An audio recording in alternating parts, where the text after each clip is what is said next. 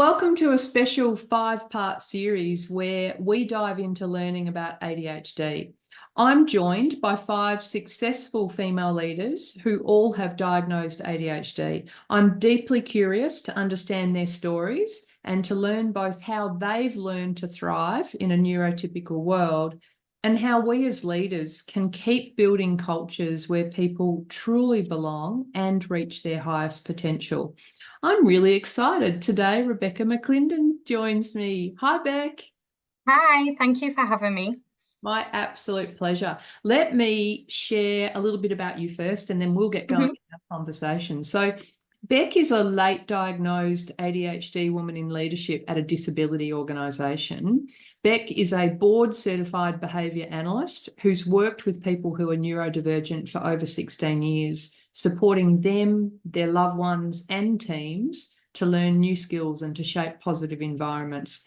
Beck leads teams working in the field to practice in a neuroaffirmative and person-centred way.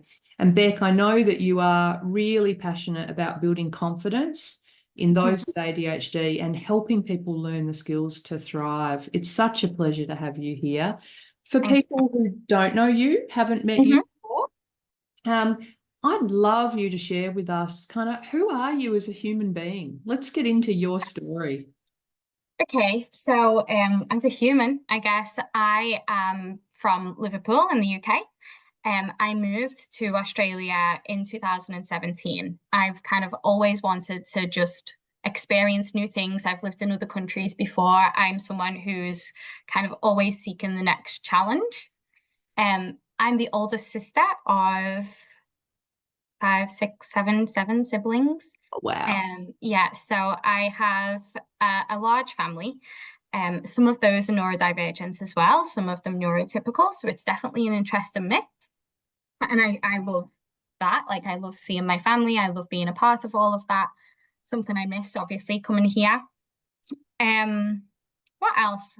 I guess I love science. I've always loved learning. So I, got my degree. I went on to get a master's, and then I applied that kind of working with families. I think I come from a family who all have different helping professions, nurses, politicians, things like that. And I just wanted to carry that on and carry on kind of supporting people to, thrive. Fantastic. To So there's thrive and to do better. always been a kind of deep caring theme. Yeah, So how did always. you tell us how your career got going, and where you've focused obviously supporting neurodivergent people for over 16 years. How did you get into that? What were the early stages of your career?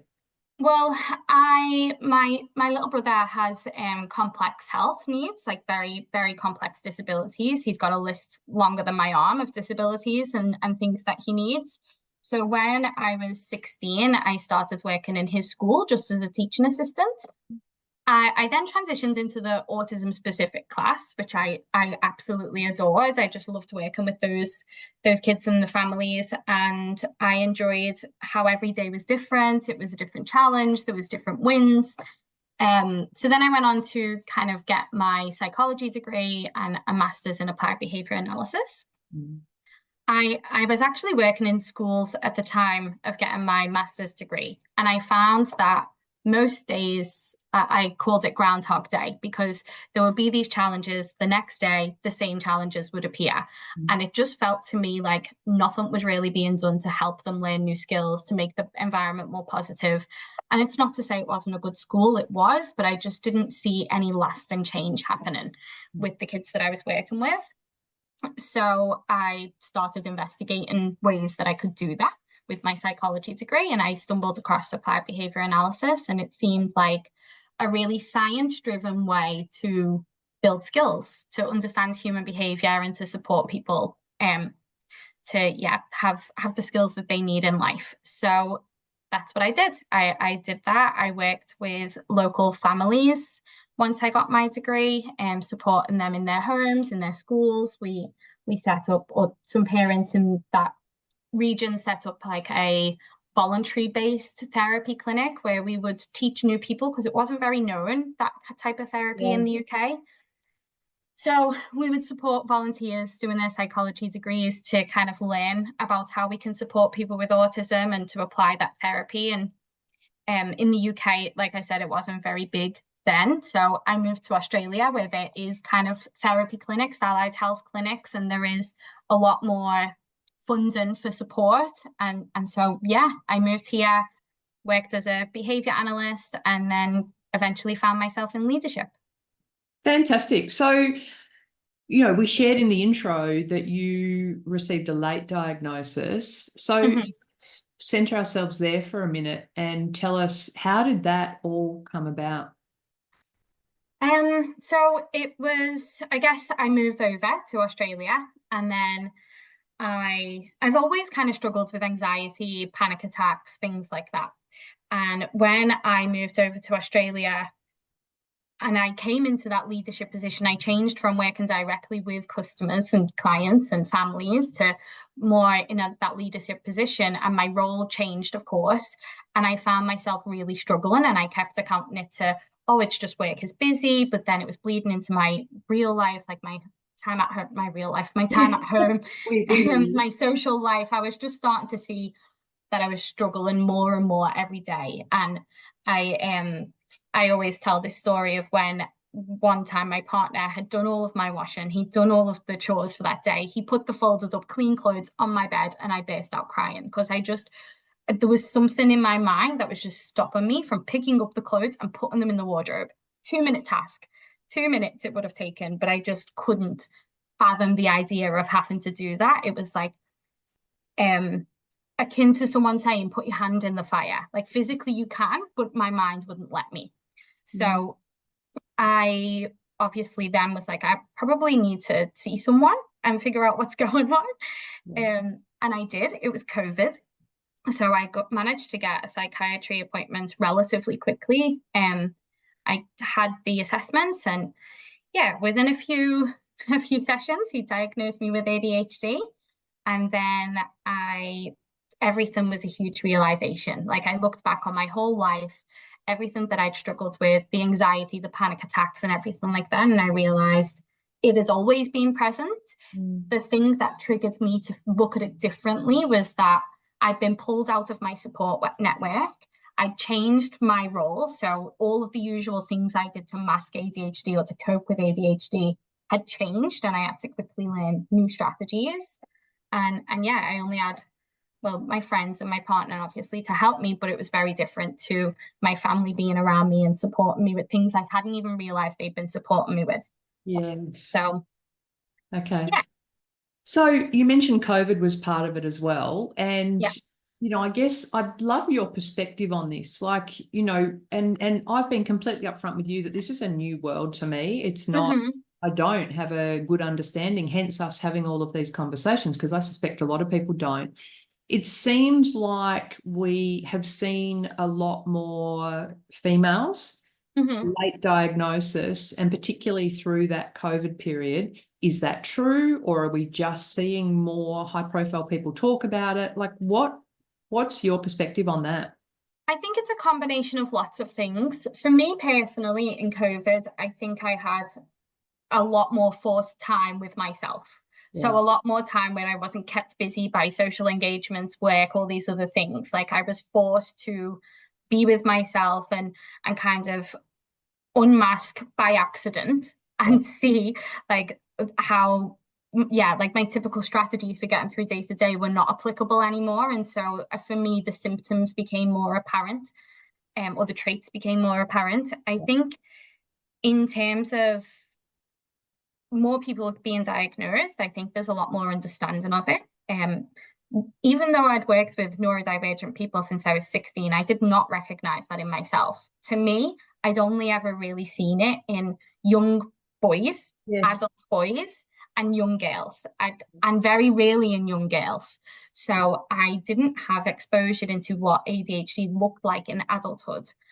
I do think that there is a lot more exposure into that, more high profile people talking about it, like you said. I think there's more of an acceptance that it's not just a childhood diagnosis anymore, more research going into it, and therefore more people are starting to realize, oh, that actually sounds like me. They're seeing it more and they're like, you know, maybe I should go and get a diagnosis for this, and maybe it will help explain the struggles I've had in life. What are the numbers? Like, I saw a statistic the other day that talked about 1 in 20 Australians. Like, is that genuine? I mean, I don't know the statistics off the top of my head. They're changing all the time. And, you know, research is typically a few years old sometimes. So you'll see different statistics for different countries. But both autism and ADHD have definitely increased. And that number doesn't surprise me.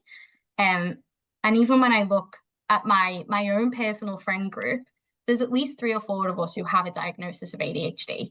Following getting my diagnosis and explaining that to people in work, because I was very open about it, I also learned that a lot of people in my workplace were neurodivergent in some way, and I'd never noticed it before.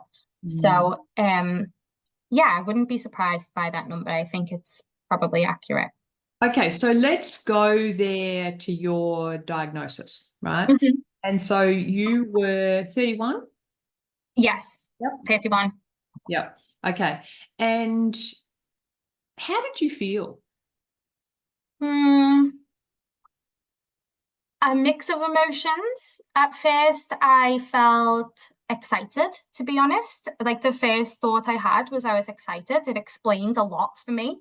And I was like, oh, it's not anxiety. Oh, it's not this. Oh, I can get medication. I can learn about this. Like, in my mind, in those first few weeks, my answer was, I'll get medicated and then it'll be fine, which was not true. Yes. I would come to learn. But that was what I first thought. And then it was kind of sadness. I became quite sad that it had never been recognized before, that I'd struggled through school, that I'd struggled through university, that my family or my friends hadn't recognized it in me, that a teacher had never recognized it in me.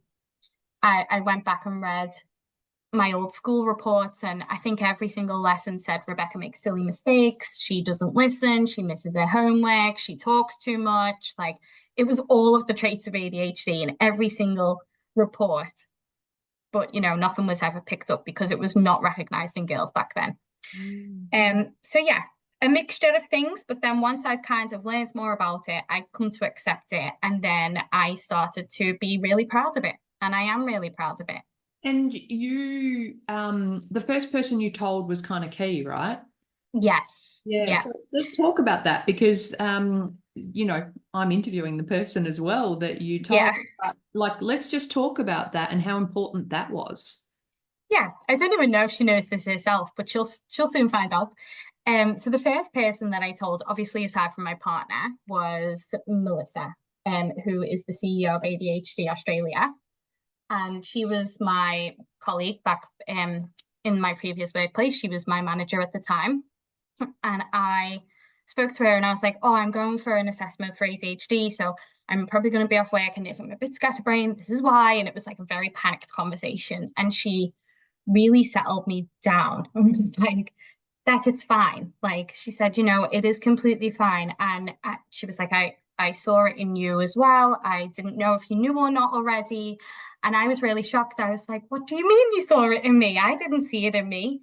But obviously then she disclosed to me that she also had ADHD, and I guess that's why she could recognize it in me as well. And hearing that she also had ADHD and knowing where she was in her career and her life, and like, I saw her as this really put together, clever woman who was able to lead huge teams and make huge difference in the NDIS space and the disability space. And I was like, wow, like, she can do it.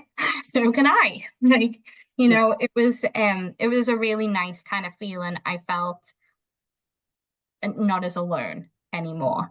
And it was a 5-minute conversation. It weren't like a groundbreaking therapy session. Like, it was just a 5-minute conversation where she just accepted, acted like it was perfectly fine and normal, which it was. Yes. And then, yeah, I reflected on it and was like, she's done so well, and she obviously can do all these amazing things with ADHD. So can anyone else.